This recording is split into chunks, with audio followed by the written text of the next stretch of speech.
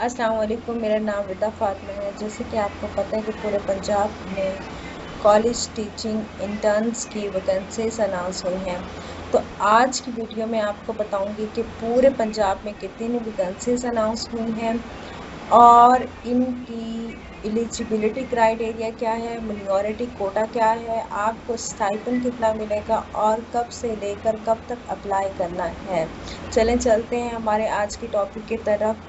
तो फर्स्ट मैंने आपसे कहा था कि मैंने आपको बताना है कि कितनी टोटल वैकेंसीज जो हैं वो अनाउंस हुई हैं।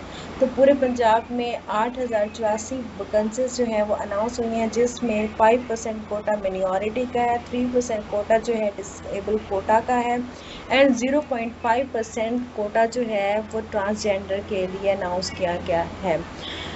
अब इसका टोटल पीरियड कितना होगा?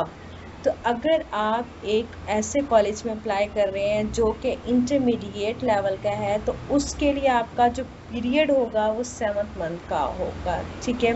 अगर आप ऐसे कॉलेज में अप्लाई कर रहे हैं जहां पर बीएस कराया जा रहा है, तो आपका जो पीरियड होगा वो टोटल 10 मंथ का होगा।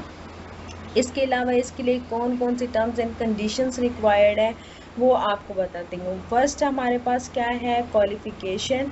क्वालिफिकेशन, अगर आपने किसी भी सब्जेक्ट में बैचलर किया हुआ है या मास्टर डिग्री हासिल की हुई है और वो सेकंड डिवीजन यानी आपकी फर्स्ट डिवीजन में है, सेकंड डिवीजन में है, तो आप इसके लिए एलिजिबल हैं। मार्क्स आपको किस तरह से दिए जाएंगे? आपके 80% मार्क्स जो हैं वो बैचलर के या मास्टर डिग्री के हैं।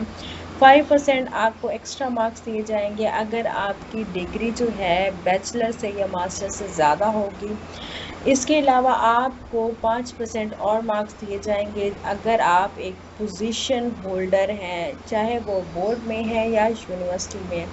3 मार्क्स जो हैं वो बेसिकली आपके किसके हैं, इंटरव्यू के, और वो आपको उस वक्त दिए जाएंगे जब आप सब्जेक्ट्स के अकॉर्डिंग गुड प्रेजेंटेशन जो हैं वो देंगे।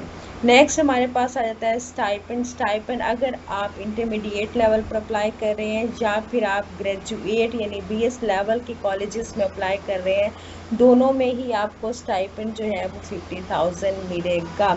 और ये आपको दिया कैसे जाएगा? ये आपको चेक्स के थ्रू या फिर आपका एक बैंक अकाउंट होगा, ओपन होगा, उसके में आपको मिल जाएगा।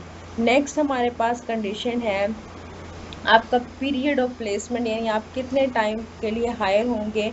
तो मैंने आपको जैसे पहले बताया 7th मंथ उनके लिए जो इंटरमीडिएट कॉलेजेस में हायर होंगे और इनका पीरियड स्टार्ट होगा 10 अक्टूबर से 30 आपके पास अप्रैल 2026 तक। अगर आप बीएस यानी ग्रेजुएट लेवल पर अप्लाई कर रहे हैं, उन कॉलेजेस में सेलेक्ट होते हैं, तो आपका पीरियड 1 अक्टूबर से लेकर 31 अगस्त 2026 तक होगा।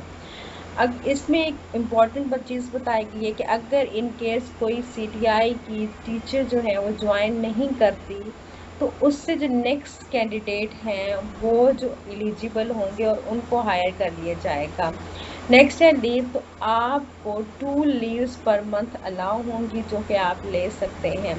नेक्स्ट हमारे पास आ जाता है एडवर्टीजमेंट का जो प्रोसेस है, आपके एप्लीकेशन का प्रोसेस है वो किस तरह से होगा।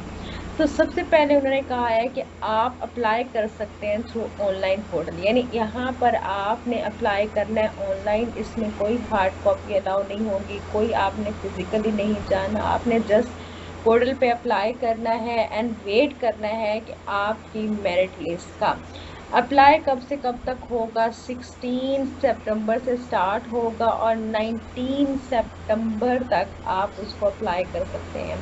अब अप्लाई करते हुए आपने किन बातों का ख्याल करना है? आपके डॉक्यूमेंट्स बिल्कुल क्लियर होने चाहिए, वो रीडेबल फॉर्म में होने चाहिए, आपने जो डेटा इंसर्ट किया है वो बिल्कुल करेक्ट होना चाहिए, उसमें कोई भी मिस्टेक नहीं होनी चाहिए।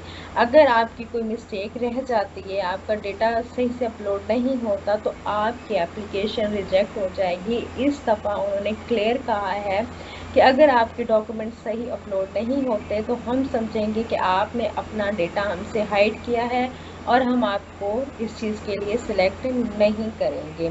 तो बस इन चीज़ों को आपने इंश्योर करना है। नेक्स्ट आपके पास उन्होंने कहा है कि ऑफिशियल वेबसाइट पर और जो कॉलेजेस के नोटिस बोर्ड पर आप लोगों को बता दिया जाएगा कि कौन कौन सी वैकेंसीज जो हैं खाली हैं कॉलेजेस में। उसके बाद अगर आप उनमें सेलेक्ट हो गए हैं, यानी उसके बाद अगर आपकी मेरिट लिस्ट में आपको कोई प्रॉब्लम लग रही है या आपको कोई इशू आ रहा है और आपको लगता है कि ये ऐसे नहीं होना चाहिए, तो डिप्टी डायरेक्टर ऑफ कॉलेजेस जो आपके डिस्ट्रिक्ट के होंगे उनके पास जाकर आप अपना डेटा करेक्ट कर सकते हैं। और डेट होगी 23 सितंबर से स्टार्ट होगी एंड 25 सितंबर तक। फाइनल मेरिट लिस्ट जो है कॉलेजेस के नोटिस बोर्ड पर भी लगाए जाएंगे as well as official website पर भी लगाए जाएंगे, जो कि 25 सितंबर को होंगे।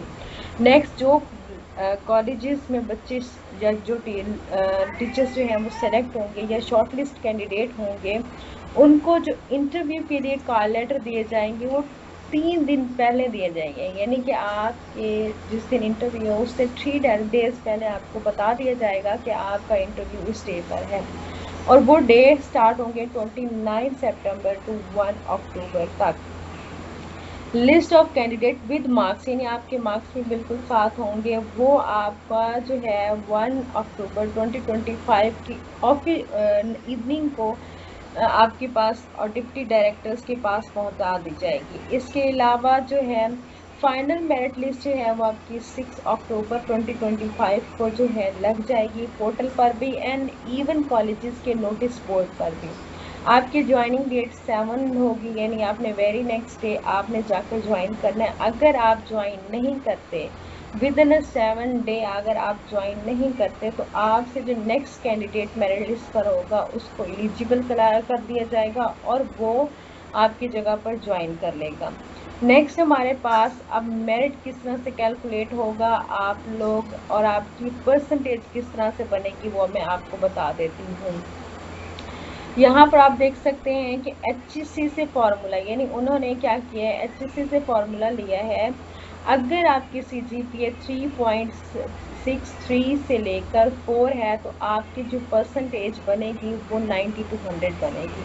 अगर इससे लेस है तो आपकी 80 to 90 बनेगी। अब आपने एक चीज़ का ख्याल रखना है कि आप देख लें कि आपकी डिग्री पर परसेंटेज गिवन है या नहीं। अगर आपकी डिग्री पर परसेंटेज गिवन है तो आप वो मेंशन करेंगे, अदरवाइज वहाँ पर आपको लिखा हुआ आएगा कि आपने ऑटोमेटिकली सिलेक्ट करना है या नहीं।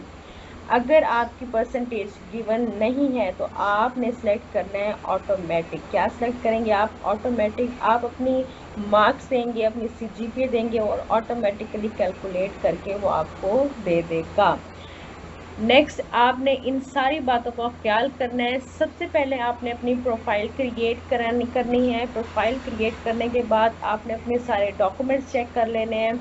आपने एक दफ़ा डॉक्यूमेंट अपलोड करने के बाद उनको डाउनलोड करके देखना है और इसके साथ ही आपने जितना भी डेटा दिया है उसको एक दफ़ा रीड करेंगे। देन आप अपने वैकेंसी, यानी आप अपनी सब्जेक्ट के अकॉर्डिंग जो है वैकेंसीज को सर्च करेंगे, देन उसको अप्लाई कर देंगे। अगर आपको फिर भी लगता है कि आपकी प्रोफाइल पे मिस्टेक है तो सबसे पहले आपने जिस वैकेंसीज पर क्लिक किया होगा, जिस पर अप्लाई किया होगा, उस पर जाकर आपने डिलीट करना है। देन अपनी प्रोफाइल अपलोड करनी है और उसके बाद दोबारा आपने जाकर उसी वैकेंसी पर अप्लाई करना है। Thank you for your time.